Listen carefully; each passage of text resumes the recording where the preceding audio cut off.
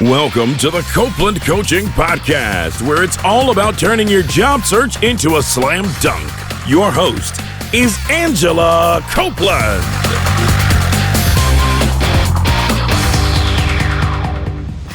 Welcome to the Copeland Coaching Podcast. I'm your host, Angela Copeland. On the phone with me today, I have Samantha Craft in Olympia, Washington. Samantha is the author of the book and the website, both called Everyday Aspergers. She is also the founder of Spectrum Suite, an organization that celebrates neurodiversity through education. Samantha, thanks for joining me today. Thank you. You have such a lovely radio voice. Oh, that's probably the nicest introduction I've heard. Oh, thanks. Well, I'm curious, if we're not familiar with Asperger's, can you share a little more information with us about what it is? Oh, that's an interesting question. It's so much a part of who I am now that to separate it. Well, it used to be under the DSM-5, the diagnostic manual, as its own diagnosis, which has to do with what they would call social quote unquote deficits and other things that would quantify someone with being on the autism spectrum or formerly having Asperger's syndrome, would be sensory integration, difficulty with relationships, difficulty with understanding social cues, and so forth. It's actually quite complex.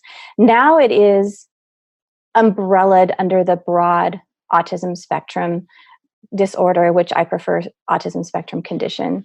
Okay. And arguably, there's many of us self-advocates that we recognize that being on the spectrum definitely has its challenges, but it's not a mental disorder. It's not a mental illness. It is a developmental condition. And so arguably some of us question whether or not it even belongs under the DSM-5. If we're not familiar with the DSM-5, what is the DSM-5, just to be sure we're all on the same page? Well, in America, it's similar to like what they would call the mental health professionals' Bible. Okay. Where all of the mental disorders are listed, from everything from mood disorders to autism. It has some shaky foundations and some controversial issues, which I won't get into. I could do a whole talk about that. Well, probably not a whole talk, but it could at least talk your ears off for like 5 minutes. But just to give you an example, being homosexual was listed in the DSM-5. So it's, it definitely has its flaws. That makes sense. Based on social constructs more than anything else. And I won't go any further than that. Okay. Well, so higher level, we talked a little bit about sort of neurodiversity. When we hear that term neurodiverse, because I feel like it's being thrown around more and more, and it's a term that maybe just a few years ago, we maybe had never heard it. When we hear that term neurodiverse, what does that mean exactly? That's a really good question. Anyone that you ask that is vaguely familiar with neurodiversity, especially someone who's a neurodivergent, an individual who's neurodiverse, is likely going to have a little bit different perception.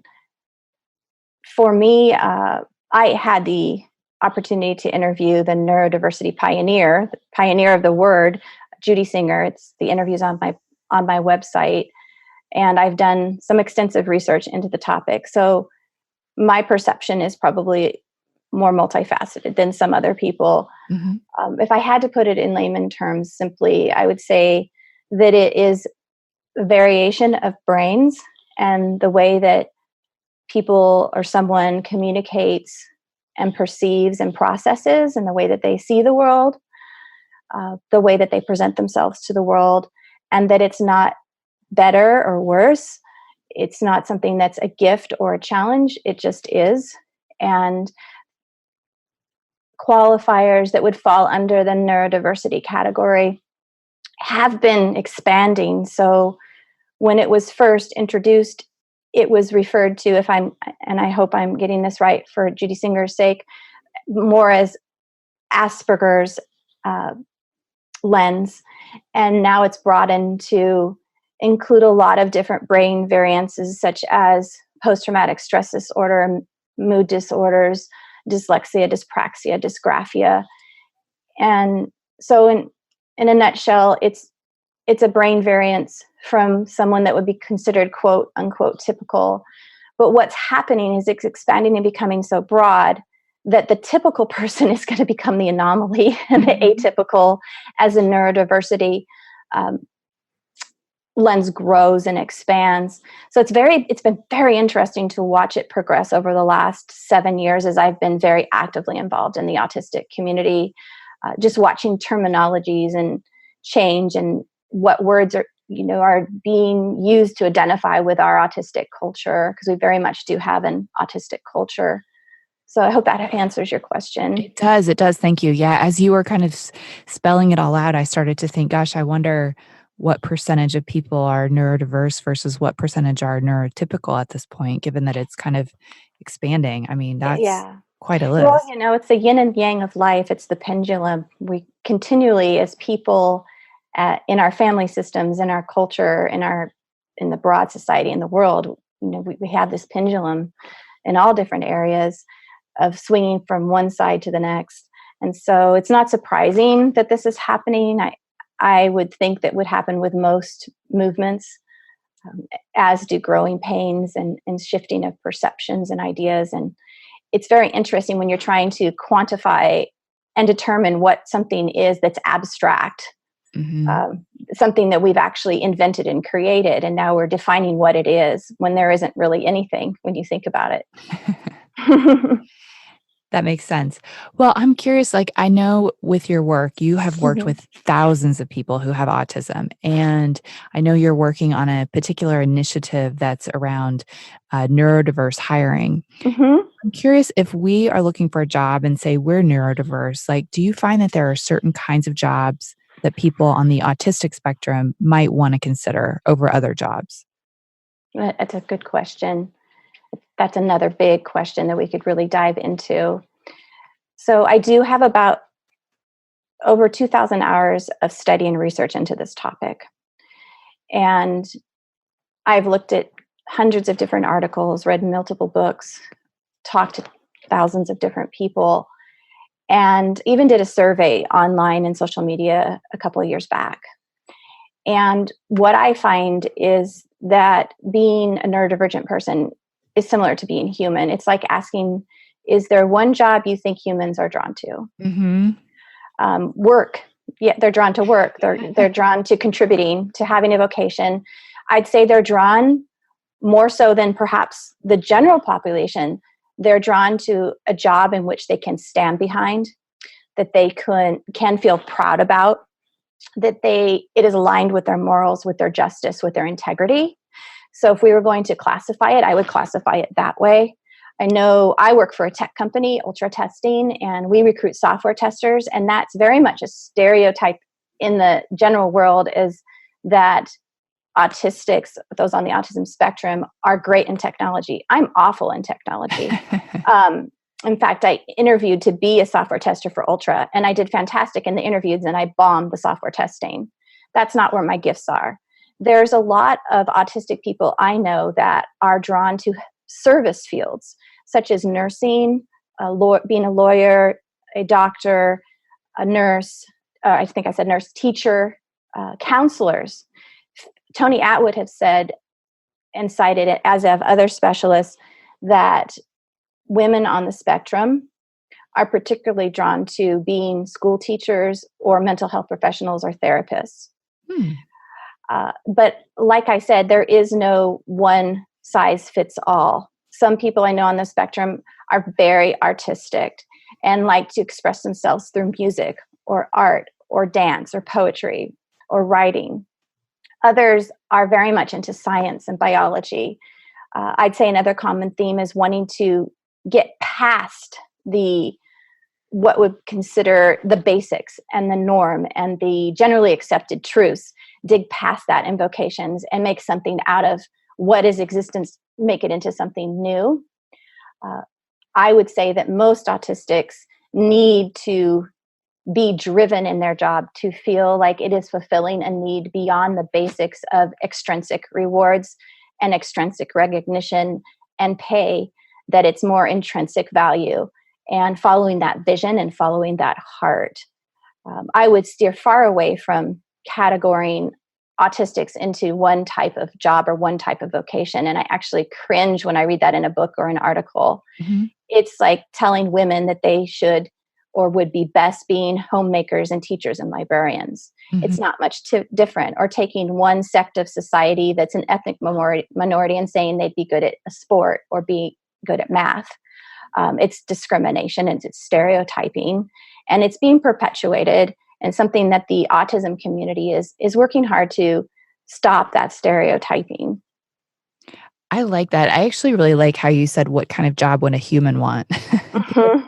I think that really illustrates it really well, because everyone is different. And I like the fact that you highlighted that people tend to be drawn sometimes to things that align with their morals or have some sense of justice. That's actually really cool. Mm-hmm. It's my anecdotal experience. It's my personal experience. Right. And it's what I've witnessed from corresponding with thousands of autistics across the gender spectrum, across the world, across the age.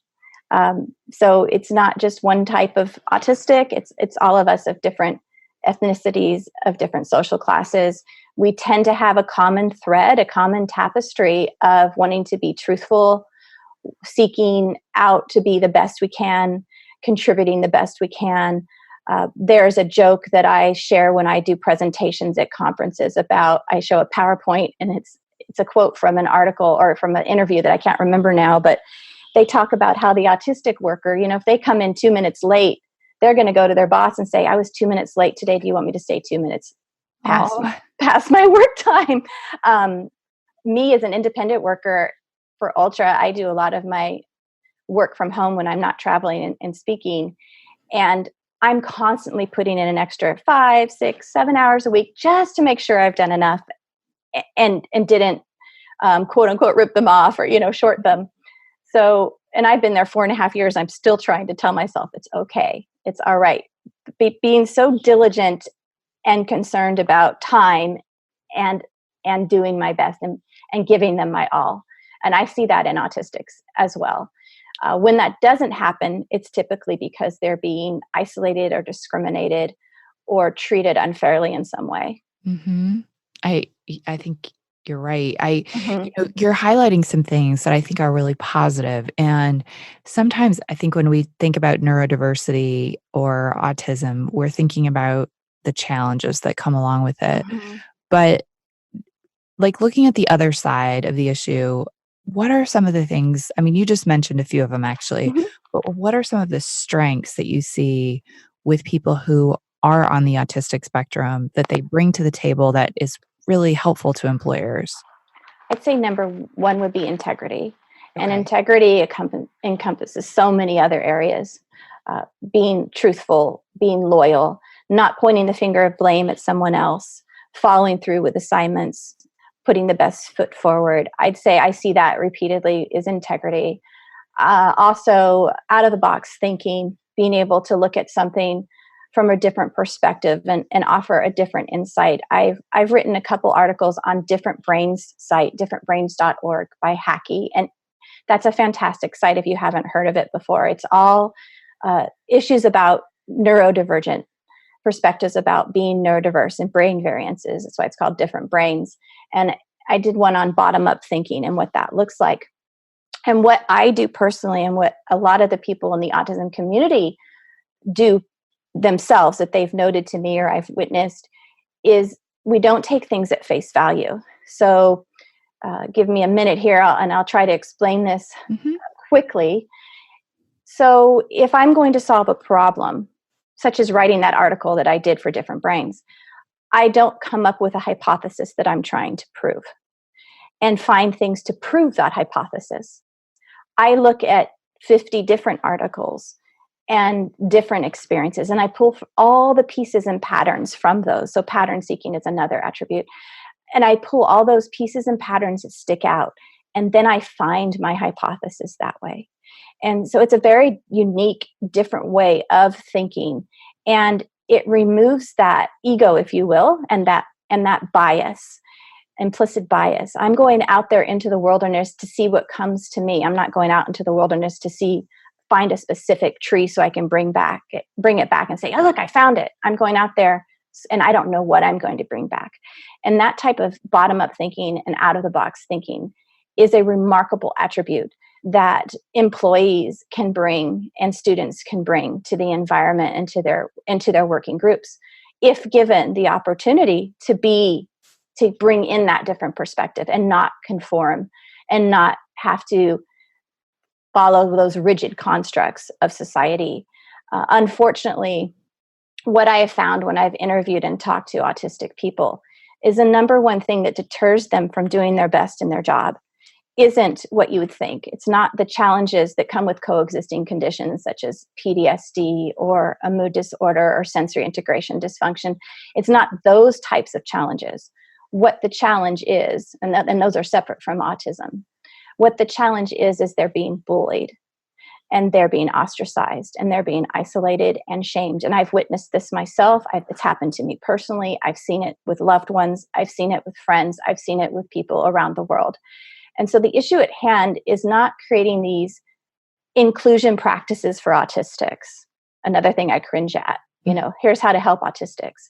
It's not. Almost 25% of the population is identifying with at least one disability in the workplace. Mm-hmm. These are people that are employed. So it's about universal approaches that help everyone. And if you address some of the common needs of autistics and you put those very inexpensive, sometimes cost-free accommodations, workplace adjustments into the workplace, you're helping everyone. You're helping the person who is grieving over a spouse. You're helping the person who's relocated from a different country, who's nursing their elderly parent, who is, transitioning from one gender to the next. There are so many ways that universal inclusion can help everyone. So again, it's pulling the focus away from what's great and what's wrong with autistics, and let's celebrate their greatness and let's hyper focus on their challenges so we can help them, quote unquote them. It's no, what's broken with our society, what's broken with the workplace culture that we can hone in on and then help everyone. I think you're totally right. And this kind of leads me into another question, which is, I keep hearing that the neurodiverse population tends to be underemployed. And I guess the first question is that true? But then if it is true, do you think that the bullying and things are contributing to the underemployment, or what are the factors that are there that are contributing? Those are two great questions.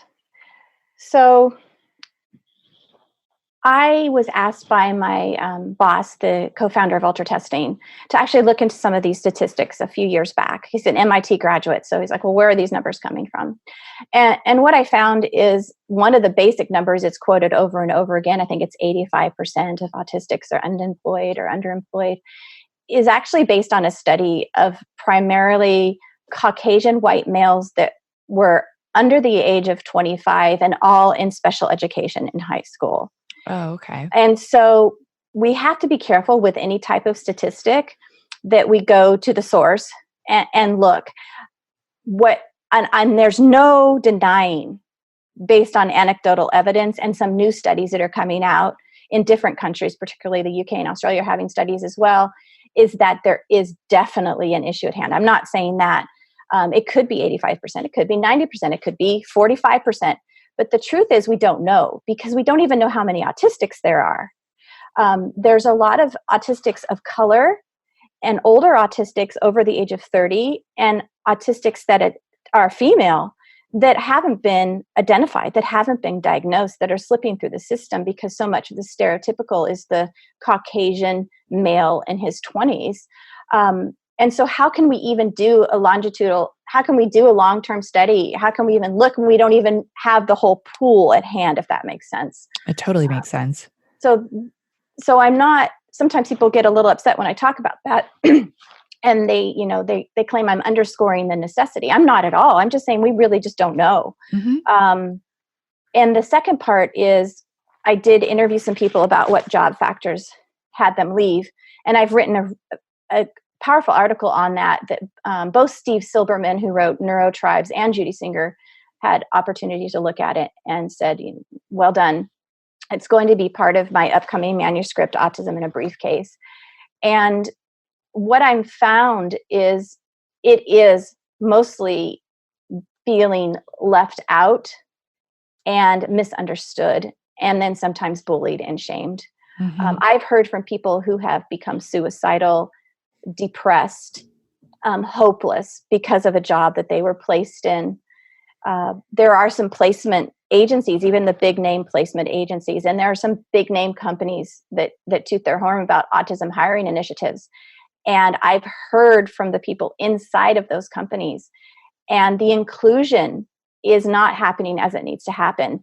There's so much tooting the horn about diversity, which is the differences, and there's not a lot of how-tos and practical examples and models of the inclusion, which is about the people. So what's happening and how we're failing autistics repeatedly, and I've written the dark side of autism in the workplace article on LinkedIn that got a lot of attention. What's happening is these autism hiring initiatives are sometimes doing a lot more damage than good. I think I listed 35 ways that they're affecting the autistic individual. And I tend to be a very balanced, kind person. I steer away from conflict naturally. I don't anger easily. This is one issue that I get very passionate about, because what I perceive as these innocents, who are trying their best, are contacting me through email, through my blog, through my website, through my work, in person at events, and they're telling me these stories, and it just it deeply saddens me. I've heard from some individuals, some workers, that their colleagues committed suicide, and that they believe it was a direct result of all this focus of getting autistics through the door, but then what happens once they're there? Wow, that's really sad. I'm sorry to hear that. It kind of makes me think of a quote that I've heard. I've heard it with regards to sort of like women in engineering, for example, like trying to get a more diverse population. The difference between sort of diversity and inclusion, right, is diversity is that you're letting the person in the door, but inclusion is that they get to be themselves, and that it's not a problem. Like that's a really big difference. Like, if you get through the door, but then you have to conform to something that doesn't fit who you are as a person, like it's not the same. Exactly. And so we'll find handbooks on how to create a diversity hiring initiative for a company, more specifically an autism hiring initiative for a company. And it will be dozens of pages of how to get autistics into the workplace. And then very few, if any, pages are dedicated to inclusion. And we have it backwards. We really should be focusing on the workplace culture and inclusion before we start bringing in people that can be high risk if they have coexisting conditions of post-traumatic stress and mood disorders and isolation and bullying. I mean, we're basically putting out the net for some really vulnerable people who've had maybe 6, 7, 8 jobs. And they finally feel like they're going to be going into a place where they belong and understood and accepted, and there's nothing there. But maybe a outside agency, government funded agency, like a DVR, that is providing them 90 days of offsite check-in with me, let me know how you're doing. Wow. I mean, that's Other things we're seeing are, and what I've heard from people, is some of these larger named companies that are very much the thought leaders for placing autistics in jobs. And I've received emails from the exact people. I'm not pulling this out of a hat. That they are being placed in jobs they don't want to be placed in. And when said, well, I don't really like technology and it's not a fit for me. Oh, just try it. Try it. That's what they need you for. And then not only that, but they are breaking the law by telling the new employer what their disability is. And beyond that, saying, so this person has Aspergers, so please be aware they might be a little bit odd. Oh. They might do this and that. Do you mean the company is talking about it to like the manager. Is that what you mean? Yes, yes. And so this autistic individual goes into this place where they've already been pegged as less than and needing help and being matched with a job that they weren't even interested in, so that the placement company can then say, look at all these people that we've found jobs for. Oh gosh. So those are some of the behind the scene things that are happening. And one of the sayings for the autistic community that we've borrowed from another movement, I'm really not sure of the origin, but nothing about us without us. And that's something I speak on quite frequently. And one of the examples I love to give, and I'm sorry, I'm asping out a little bit here, but one of the examples I love to give is if you were speaking on how to include women in the workplace and give them a stronger voice, you would not put a group of men on stage to talk about it. Right. And if you were talking about how to include a specific minority in the workplace and give them voice, you would not put a group of white or Caucasian males on stage. Mm-hmm. But yet it's okay to put a group of non-autistics on stage to talk about what's best for us and how to include us. And so there's some major discrimination going on, and it comes from the perception of pegging us as less than and in needing assistance and needing outside help because we can't do it ourselves. So one of the things we're doing is having an inclusion summit, Spectrum Light's Inclusion Summit, in my home. I'm opening up my home at the end of September, and we're going to start talking about how to connect, collaborate, and empower autistics so that we're on the stage talking about what we need, not someone up there representing us when they're not part of the autistic culture. Oh, that's great. That's great. Wow. Well, I'm curious. So we're talking about, people who have jobs, but what if, say, we're on the autistic spectrum and we're looking for a job and maybe we're having a bit of a hard time with the job search? Do you have any suggestions for us, things that we might do if we're looking for a job? Well, if the funds are there, I'd recommend something like the services you offer or the partner I work with, NeuroGuides, neuroguides.org. David Hall, fantastic human being. He has a master's in theology, and he works closely with clients to help them discover about themselves and their strengths and their confidence. So I'd say if you can afford it, and if you can't afford it, maybe seek out a pastor at a faith house or a neighbor or a mentor of some sort. If you can do even better than that and get a whole group together to help you. I speak about this. First, you need to build the human being up, whether they're autistic or not, to make them understand what their strengths and their gifts are, and also to look at their challenges and okay, these are my challenges, and how am I going to address those challenges in the workplace? And then build the confidence of what they are capable of and where are my support systems. Get into the autistic community, be part of that autistic community. There's lots of safe Facebook social groups, support groups that I list on my website that others belong to.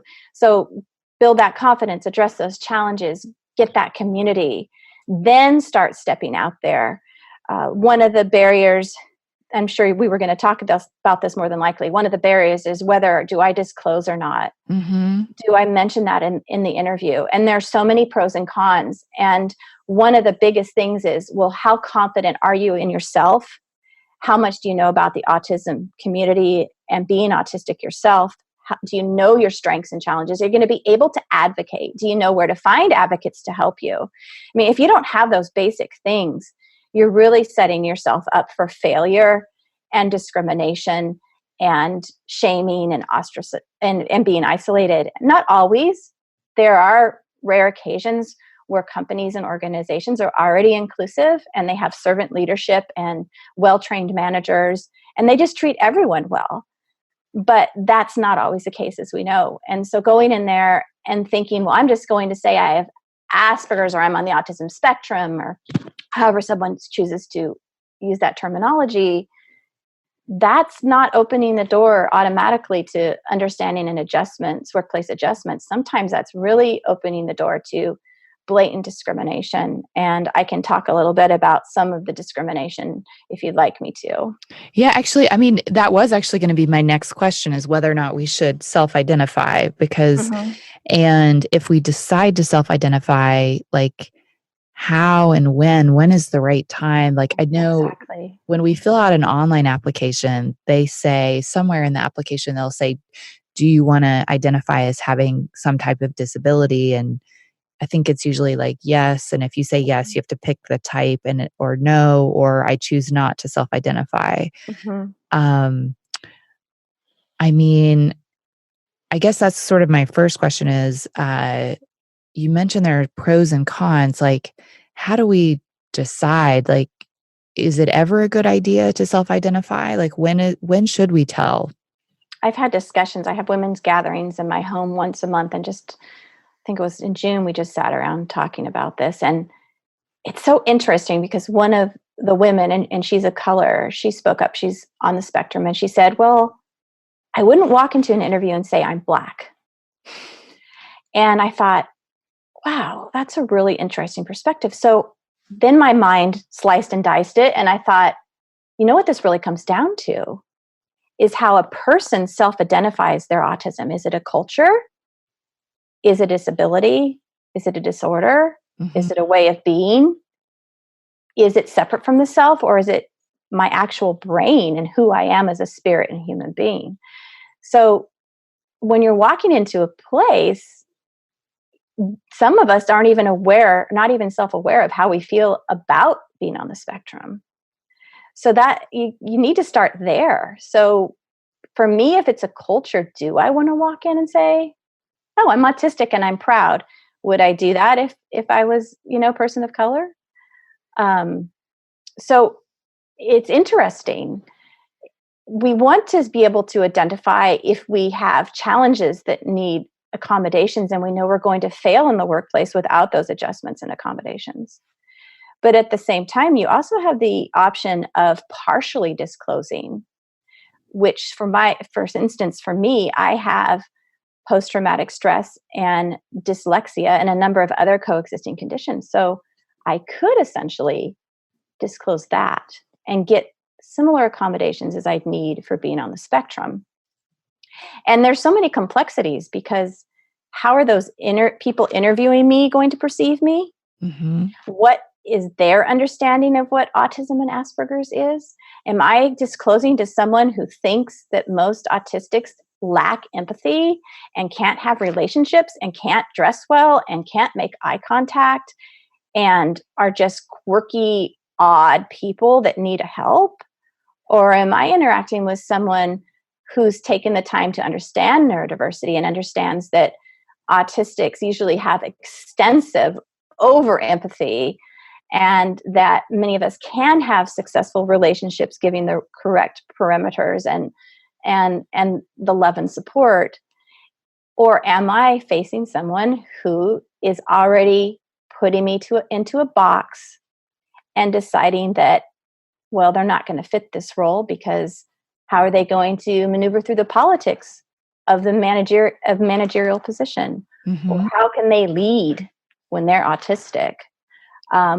Another thing that has happened to me personally is being asked, all the autistics being asked to take emotional IQ training, and the non-autistics not being asked to do. Oh, wow. So we have a lot of ways to grow still with the neurodiversity awareness and the neurodiversity movement. I have had hundreds of women and some men and some that are gender fluid contact me and tell me that they went to see a professional psychologist who told them they could not have Asperger's or could not be on the autism spectrum because they were making eye contact, because they had empathy, and because they had a job. So if the professionals in the mental health field don't have a clue, then how can we expect the CEO of a startup tech company to know? Right?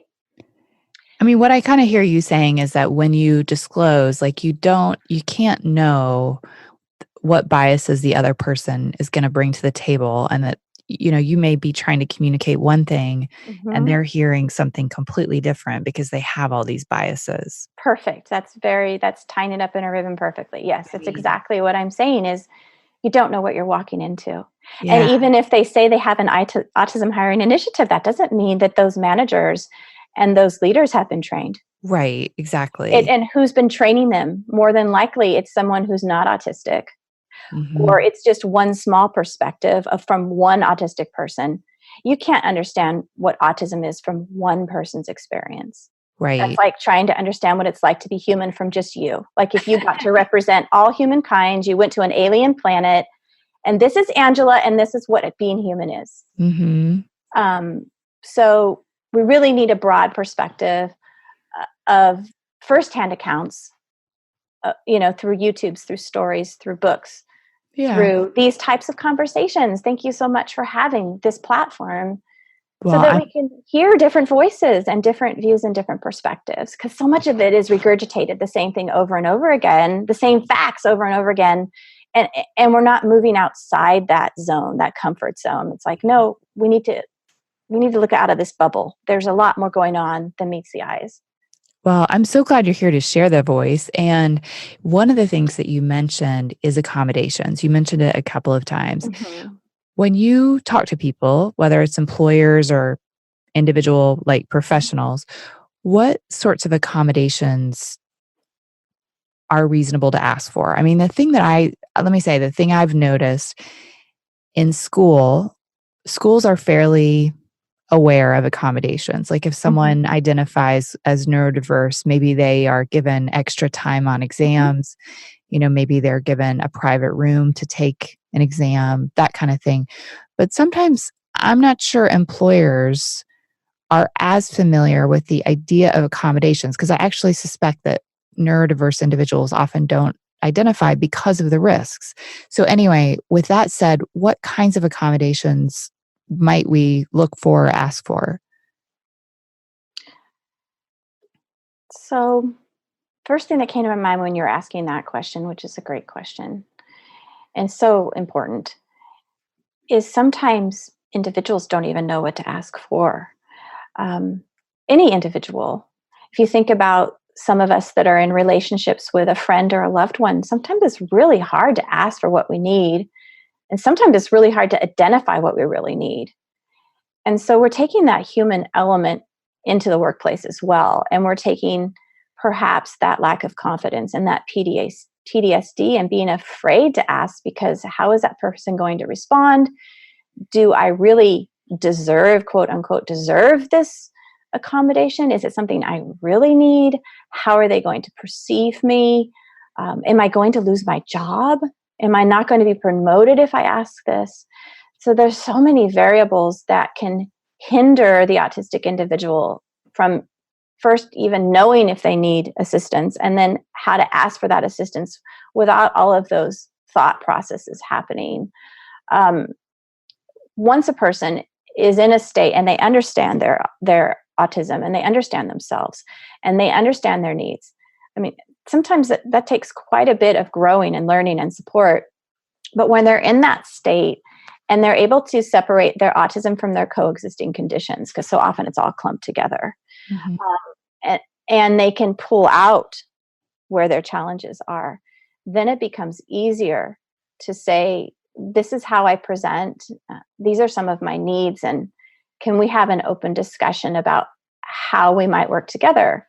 And that in and of itself is a communication skill, just having that conversation and knowing how to approach that conversation. And if autism is a developmental condition, and you might not be at that age yet or that maturity level to even know how to formulate the question or how to respond to it. So there's so many different parts to this and so many different elements.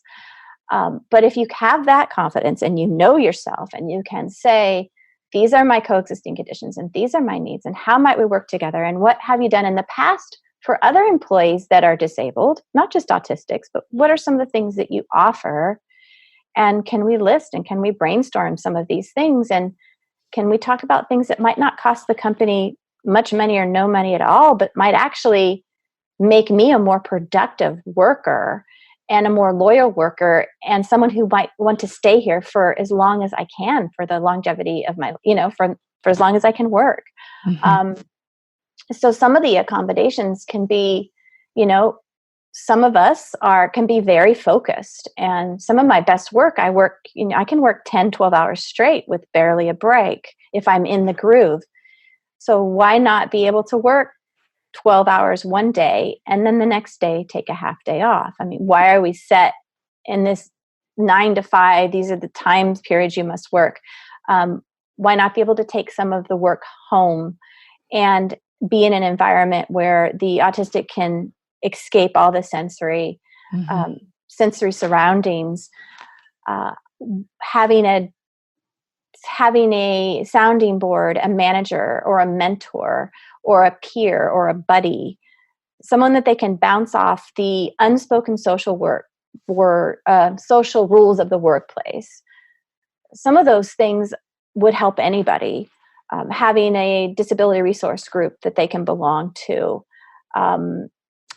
being able to choose the type of chair they're sitting in, the type of lighting they have, the type of desk, being willing to understand that an open workspace where everyone's working in one large room could basically be HE double hockey sticks for an autistic person. But really just sitting down. I was at a Microsoft convention a couple of years ago, and a manager actually pulled me aside who works for Microsoft, and he said, I need your help. What are some of the accommodations I can do for autistics? And so I sat down with him for like 15 minutes, and he just took furious notes. And so ask other autistic people, what have you done? What's working for you? What's your experience? Go into the community and say, what are some things I should ask for to advocate for myself? Because we're all so different. For me, I need to not be micromanaged. Mm-hmm. I think there's a lot of people who aren't autistic that require that as well. Mm-hmm. So too, it's determining, well, what is just part of my innate personality and my whole experience, and what part is autism? And sometimes, not sometimes, all the time, how do we separate that? Mm-hmm. And everyone should be able to go into the workplace and ask for what they need to be the most productive, Right. most beneficial employee. Everyone should be able to do that, not just autistics. I totally agree. It should be about how you get your best work done, period. Mm-hmm. Not like how do you conform. And this list of accommodations is great. It's really creative. There are a lot of things I think that will really help people. The one that really resonated with me was the open office. Mm-hmm. And it's funny because, I've asked different HR folks about this issue because open offices are becoming so common. I actually had a guest that recently shared that something like 80% of companies are going to open offices, some huge number.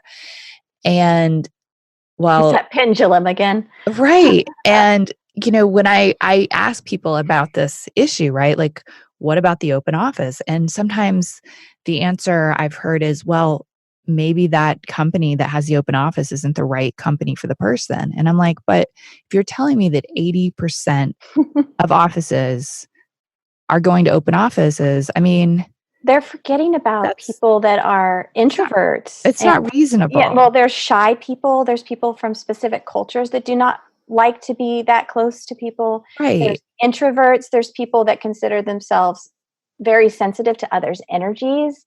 There's people that have sensory issues with smells, chemical sensitivities, people that are sensitive to sounds, assuming that everyone is the same type of personality type and everyone's extroverted and wants to be in this big party-like collaboration state is very detrimental. And it's just another example of getting on the bandwagon and doing what everyone else is doing because they think it's the newest, greatest thing. And that's something that's really hard for me as a neurodivergent individual to just buy into and let's go for it because everyone else is doing it. There's a lot of dangers in that. And right. I feel sorry for people that aren't disabled, who can't ask for a workplace adjustment and have to be in that condition, right? Because no one likes it. I mean, honestly. I mean, some people I'm sure do, but I bet you I bet you more and more it's going to be the people that like the spotlight and maybe sociopaths and people who want to be the center of attention and who always want to talk and get their thoughts out. I mean, it's just going to be a certain type that's going to like that. And that's just the way it is. And unfortunately, then the people that are a different type of personality are going to feel more oppressed and speak out less and be more drained. And so who's staying at the company then, and what type of workforce are you going to have? Well, that's a good question. That's a good question. Well, Samantha, you have shared so much good information today. I really appreciate it. Where can we go to learn more about you and your work? So I have a retired blog called Everyday Aspergers. I believe it's .com, and it's over 1,000 pages. And I turned that into a book, and that's another long story. But if you go to my website, which is My Spectrum Suite, suite is in an office building, SUITE, myspectrumsuite.com, you can look under some of my recent interviews, and I talk about the journey of writing my blog and writing my book there. And on that website is hundreds and hundreds of hours of research that I've listed. There's an extensive research page or resource page that Ultra Testing, the company I work for, ultratesting.us. There's a resource page there that they collaborated with me and allowed me time to research and study.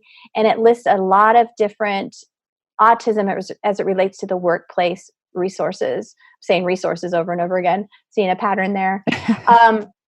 I also have an active blog called Everyday Aspie.